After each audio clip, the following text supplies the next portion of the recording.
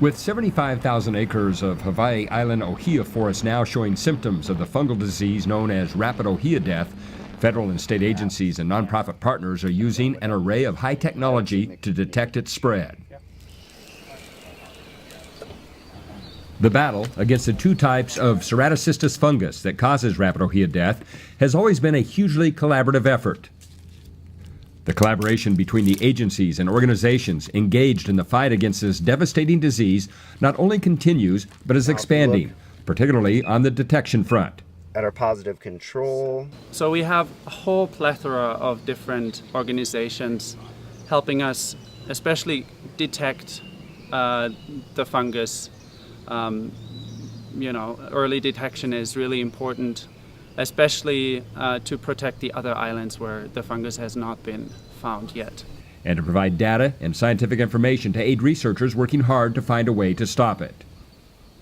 Researchers show 3 of the high-tech survey detection tools currently involved in mapping and on-site testing for the presence of rapid Ohia death.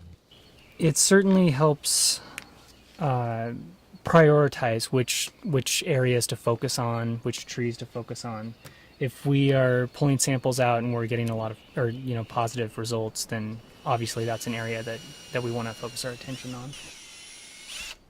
Dr. Carter Atkinson, a research microbiologist with the U.S. Geological Survey based at Hawaii Volcanoes National Park, developed what the team from the Big Island Invasive Species Committee, or BISC, fondly calls a lab in a suitcase. Now we'll give them 5 minutes.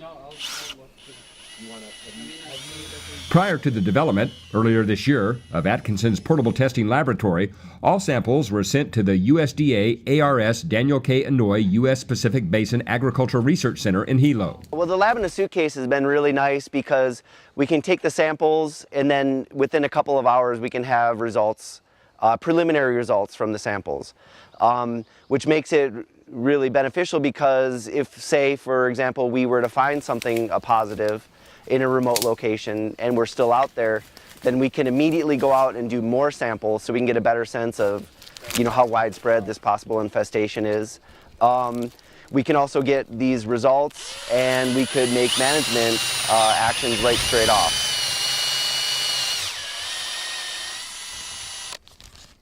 Actually, Rose, you have a spare hand? Yep. Can you undo the bottom cover? Yep.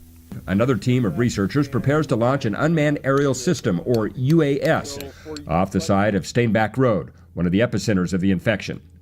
Dr. Ryan Peroy of the Department of Geography and Environmental Science at UH Hilo and his team are now spending about a quarter of their time flying the UAS for rapid Ohia death mapping and detection.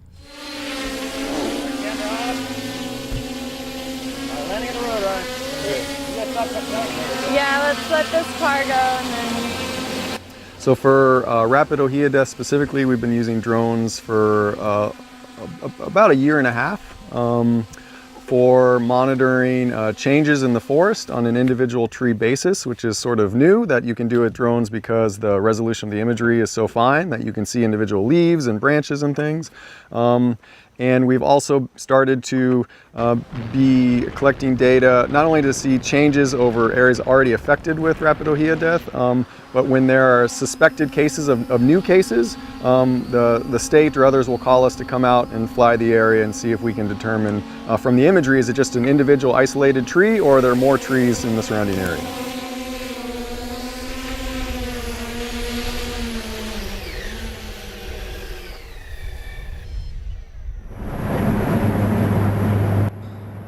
Above at 8,000 feet, the Carnegie Airborne Observatory is in the process of remapping roughly 650,000 acres of Ohia forest on Hawaii Island. This is the second time this twin-engine aircraft with millions of dollars of highly sophisticated equipment on board has peered into the very structural makeup and chemistry of individual trees to measure forest health.